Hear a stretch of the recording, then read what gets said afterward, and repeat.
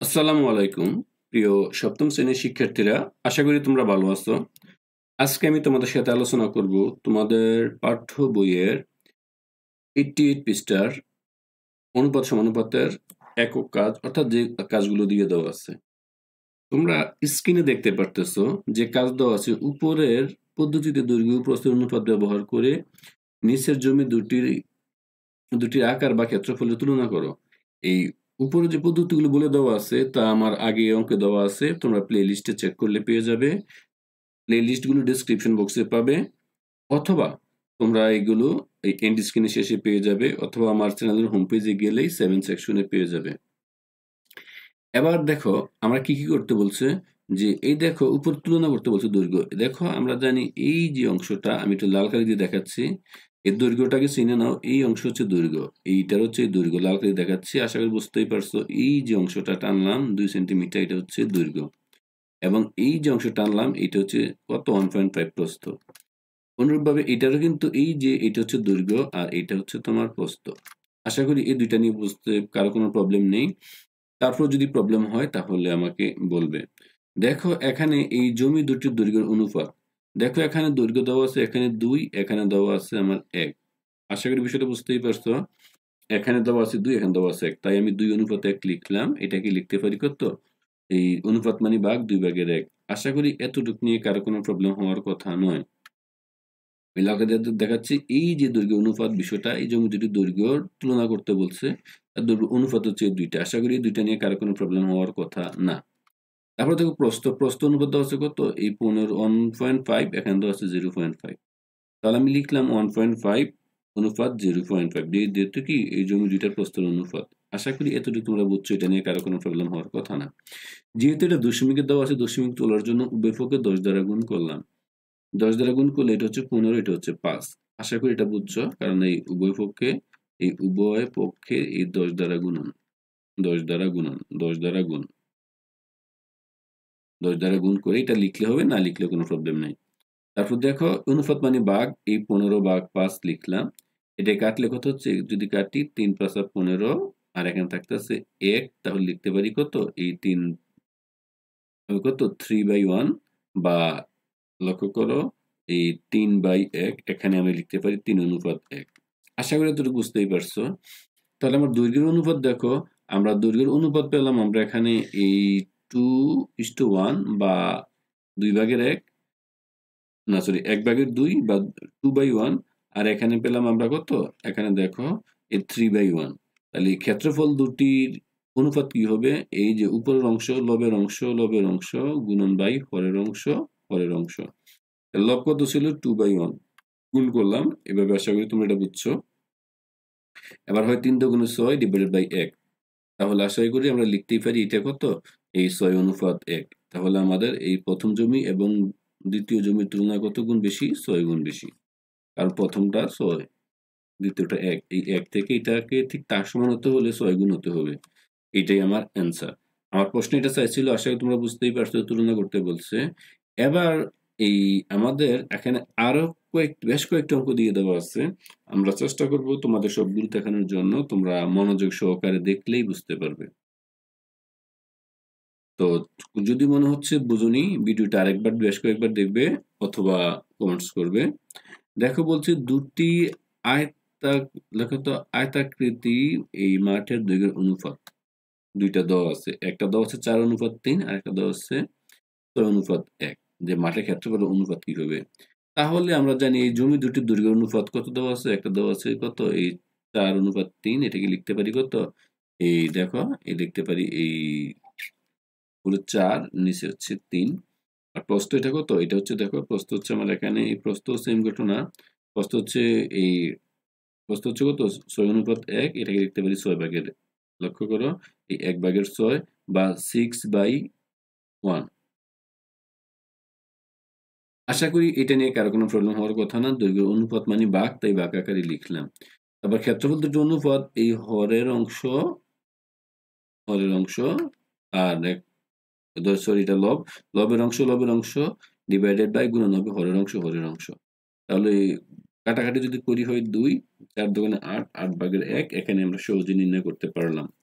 আশা করি এটা বুঝছো, এটা নিয়ে কারো প্রবলেম হওয়ার কথা নয়। সুতরাং এই মাঠের ক্ষেত্রফলের অনুপাত হবে এই 8:1। আশা করি বিষয়টা বুঝছো। এবার তোমাদের বইয়ে আরো বেশ কয়েকটি উদাহরণ দিয়ে দেওয়া আছে। বলছে এই প্রদত্ত অনুপাতগুলোকে মিশ্র অনুপাতে প্রকাশ করার জন্য। আমি আবারও বলি, মিশ্র অনুপাত করে প্রকাশ করার জন্য। তো মিশ্র অনুপাত প্রকাশ করার জন্য যেই কাজটা করতে হবে, আমরা বেশ কিছু তথ্য তোমাদের দেখাবো। মিশ্র অনুপাত করার জন্য এই যে পূর্ব রাশিগুলো অনুপাতের, এইগুলো একসাথে গুণ করব, আর এই যে উত্তর রাশিগুলো দেওয়া আছে এইগুলো একসাথে গুণ করব। যেমন পূর্ব রাশি হচ্ছে 5, তারপর এখানে দেওয়া আছে 4, এখানে দেওয়া আছে 3। পূর্ব রাশিগুলো গুণফল আর উত্তর রাশিগুলো গুণফল। তারপরে সুতরাং মিশ্র অনুপাত হবে পূর্ব রাশি অনুপাত উত্তর রাশি, লিখে ফেললাম। বা কত, এটাকে সরল অনুপাত করলে যদি আমরা কত 10:21 দ্বারা যদি আমরা ভাগ করি। তো এটা ছিল আমার বইয়ের অঙ্ক। এখন আমাকে বলছে এই অঙ্কগুলো সলভ করার জন্য। আশা করি তোমরা স্ক্রিন দেখতে পারতেছো। বলছে এখানে দুইটা দিয়ে দেওয়া আছে, একটা অনুপাত দিয়ে দেওয়া আছে। দেখো এখানে এই 2:3, আর একটা দেওয়া আছে, আর একটা দেওয়া আছে 3:4।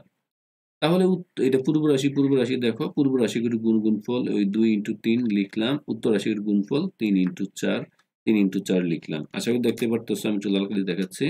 এই পূর্ব রাশিগুলোর গুণফল এটা, আর উত্তর রাশিগুলোর গুণফল লিখলাম। আশা করি এটা বুঝছো। এটা দিয়ে না বোঝার তেমন কিছুই নেই। তাহলে পূর্ব রাশির গুণফল 2 × 3 = 6। উত্তর রাশির গুণফল হবে, উত্তর রাশি কোনগুলো, উত্তর রাশি হচ্ছে 3, 4, 3, 4। আশা করি বুঝছো। তাহলে সুতরাং মিশ্র অনুপাত কি হবে? মিশ্র অনুপাত হবে এই দুইটা, 6:12। 6:12 কত? 1:2। আশা করি এটা নিয়ে কারো কোনো প্রবলেম হওয়ার কথা নয়। এবার 2 নাম্বারটা দেখো, এই নিচের সরল অনুপাতগুলোকে মিশ্র অনুপাতে প্রকাশ।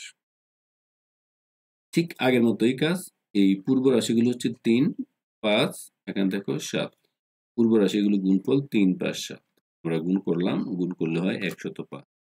এবং উত্তর রাশি দেখো, উত্তর রাশি হচ্ছে তোমার এখানে 5, 7, 9। উত্তর রাশি 5, 7, 9। ক্যালকুলেশন করলে হয় এই 315। তাহলে মিশ্র অনুপাত হবে উত্তর রাশি অনুপাত পূর্ব রাশি। উত্তর রাশি কত ছিল আমার? 11। মানে এটাকে যদি 105 দ্বারা ভাগ করি 1:3, কারণ 105 দ্বারা ভাগ করলে এই কোশ্চেনটা হয়। আশা করি এই অংশ পর্যন্ত তোমাদের কারো কোনো প্রবলেম নেই। যদি প্রবলেম মনে হয় অবশ্যই কমেন্টস করবে, আমরা তারপরে কোশ্চেনে চলে যাচ্ছি। আর তোমাদের যদি মনে হয় না আমরা এই ভিডিওটি বুঝিনি, তা তোমরা বেশ কয়েকবার দেখবে, দেখলে তোমাদের আর কোনো প্রবলেম থাকবে না। তোমরা খুব সহজেই তা জানতে পারবে, শিখতে পারবে। এবার আমরা দেখো, আমরা এই কোশ্চেনটাকে আবার আমরা এই সলভ করতেছি। এই নিচের অনুপাতগুলোকে মিশ্র অনুপাতে প্রকাশ করার জন্য আমার এই অংশটা খ নাম্বারটা বাকি ছিল। ক নাম্বারটা সলভ করছিলাম, আমরা এখন এই খ নাম্বারটা সলভ করবো। দেখো এখানে পূর্ব রাশি কি কি? পূর্ব রাশি দেওয়া আছে 5, তারপর দেওয়া আছে এখানে এই 7, 9। তাহলে এই যে আমরা আগের অঙ্কটা এখানে সলভ করছিলাম, এই এই অংশটাতে করছিলাম। দেখো আগে সবগুলো এখানে আছে। আমরা এখানে পূর্ব রাশি গুণ করে উত্তর লিখছিলাম, এই তারপর উত্তর রাশি গুণ করে এখানে উত্তর লিখছিলাম। এবং খ নাম্বারটা দেখো সেম। এই নাম্বারটা হচ্ছে কত? 5। দেখো খ নাম্বার হচ্ছে এখানে 5, 7, 9, 5, 7, 9, 315। আর এখানে 3, 5, 7। সেম আগের মতোই 3, 5, 7 গুণ করলে হয় 105। তাহলে মিশ্র অনুপাত কি হবে? যে এটা ছিল এখন পূর্ব রাশি, এই পূর্ব রাশি, আর এটা ছিল উত্তর রাশি, উত্তর রাশি লিখলাম 3:1। অর্থাৎ খ এবং খ তার টোটালি উল্টো। দেখো আগে ছিল এটা পূর্ব রাশি, আর খ নাম্বারে ঠিক এইটাই দিছে তোমার উত্তর রাশি। মিল আছে কিন্তু দেখো। তো আশা করি এতটুকু বুঝছো। এবার আমরা চলে যাব 3 নাম্বার কোশ্চেনটিতে। না বুঝলে কমেন্টস করবে, আর বুঝলে অবশ্যই ধন্যবাদ দেবে, থ্যাঙ্কস দেবে। এবার দেখো, ত্রিমাত্রিক বস্তুর ক্ষেত্রে তুলনা করার সময় দৈর্ঘ্য, প্রস্থ, উচ্চতা 3টি বিবেচনা করতে হয়। এটা আমরা জানি, দৈর্ঘ্য, প্রস্থ, উচ্চতা। অর্থাৎ কোন আয়তাকার মধ্যে ত্রিমাত্রিক বস্তুর তুলনা সুবিধাজনক হয়। এভাবে আমরা তার আয়তন নির্ণয় করে তার উপায়ে, এই নিচের ছবির আকৃতি উপায়ে আমরা এগুলো নির্ণয় করব। তো আমরা এই দুটির অনুপাত আমরা নির্ণয় করব ঠিক আগের মতো আমরা যেভাবে সলভ করেছি। এখন প্রশ্ন ঠিক যেভাবে বলছে এই ঘনবস্তু দুটি আয়তনের অনুপাত নির্ণয় করতে পারো। আমরা আয়তন কি জানি? আয়তন আমরা জানি দৈর্ঘ্য, প্রস্থ, উচ্চতা, এই তিনটি নিয়ে আমরা আয়তন নির্ণয় করতে পারি। বিষয়টা বুঝতেই পারছো? দৈর্ঘ্য, প্রস্থ, উচ্চতা তিনটি আমরা আয়তন নির্ণয় করতে পারি। এখন তোমাদের বোঝার সুবিধার্থে এখানে দেখো প্রথম যে ঘরটি দেওয়া আছে, একটি, দুটি, তিনটি ঘর দিয়ে দেওয়া আছে। তোমাদের বোঝার সুবিধার্থে আমি আরেকটু কালার করতেছি যেন তোমরা বুঝো, মোটামুটি ভালো বুঝো এবং তোমাদের অঙ্কটা দেখতে ভালো লাগে। এই যে দেখো, এই লাল কালি একটা দিলাম, দুইটা, তিনটা, তাই এখানে 3 একক। আর এই পাশে দেখো, এই প্রস্থ বরাবর আছে তোমার এখানে কত, এই 1 একক, আর উচ্চতা আছে কত, 1, একটা ঘর। দৈর্ঘ্য বরাবর 1, 2, 3টা ঘর দিয়ে দেওয়া আছে। এইভাবে সম্পূর্ণ ঘনকটা তৈরি হয়ে গেছে। এখানে দেখো, এই দৈর্ঘ্য বরাবর আছে 2টি, প্রস্থ বরাবর আছে 2টি, উচ্চতা বরাবর আছে এই 1, 2, 2টি। আশা করি তোমরা এতটুকু বুঝতেই পারছো। তাহলে আমরা লিখতে পারি প্রথম ঘনবস্তু দৈর্ঘ্য 1, 2, 3, দৈর্ঘ্য 3, প্রস্থ 1, উচ্চতা 1। আশা করি এটা বুঝতেই পারছো। আমরা এটা থেকে দেখালাম। আর এই দ্বিতীয় ঘনবস্তু দৈর্ঘ্য 2, প্রস্থ 2, উচ্চতাও এখানে 2। তাহলে এই দ্বিতীয় ঘনবস্তু সবগুলো 2, 2 করে। আশা করি তোমরা এতটুকু বুঝছো। এইটা না বোঝার তেমন কিছুই নেই, খুবই সহজ সরল একটি অঙ্ক। তারপরে যদি কারো কোনো প্রবলেম হয় কমেন্টস করবে, আমি লাল কালার দিয়ে দেখাচ্ছিলাম সুন্দরভাবে। এবার ঘনবস্তু দুটির দৈর্ঘ্যের অনুপাত কত? দৈর্ঘ্য অনুপাত একটা দেওয়া আছে 3, একটা আছে 2, 3 অনুপাত 2। ঘনবস্তু দুটির প্রস্থের অনুপাত দেওয়া আছে, এই দেখো প্রস্থ 1 অনুপাত 2, 1 অনুপাত 2, এবং ঘনবস্তু দুটির উচ্চতার অনুপাত 1 অনুপাত 2, 1 অনুপাত 2। তাহলে আমরা ঘনবস্তু দুটির দৈর্ঘ্য, প্রস্থ, উচ্চতা তিনটাই পেলাম। এবার তাকে আমরা এই অনুপাত তিনটির পূর্ব রাশি নিব। দেখো, পূর্ব রাশি হচ্ছে আমাদের এইখানে এই বরাবর যে মানটি দেওয়া আছে, এটি হচ্ছে পূর্ব রাশি। তাহলে এই পূর্ব রাশি তিনটার গুণফল কত হচ্ছে? এই 3 গুণন 1 গুণন 1, মান হচ্ছে 3। আশা করি বুঝছো। সিমিলারলি উত্তর রাশি হবে তারপরের অংশটা। এই উত্তর রাশি, উত্তর রাশি হয় 2 গুণন 2 গুণন 2, এটা হচ্ছে 8। তাহলে আমরা এখান থেকে সহজে সিদ্ধান্ত নিতে পারি ঘনবস্তু দুটির অনুপাত হচ্ছে এই 3 অনুপাত 8, এবং এটাই আমার অ্যান্সার। তো শিক্ষার্থীরা, আশা করি তোমরা তোমাদের বইয়ের এই যে 88 পৃষ্ঠার সবগুলো অঙ্ক বুঝতে পেরেছো। আমার চ্যানেলে সবগুলো ভিডিও পেতে ডেসক্রিপশন বক্স ক্লিক করলে সবগুলো পেয়ে যাবে। সবাইকে অসংখ্য ধন্যবাদ। সবাই ভালো থাকো, সুস্থ থাকো। আল্লাহ হাফেজ।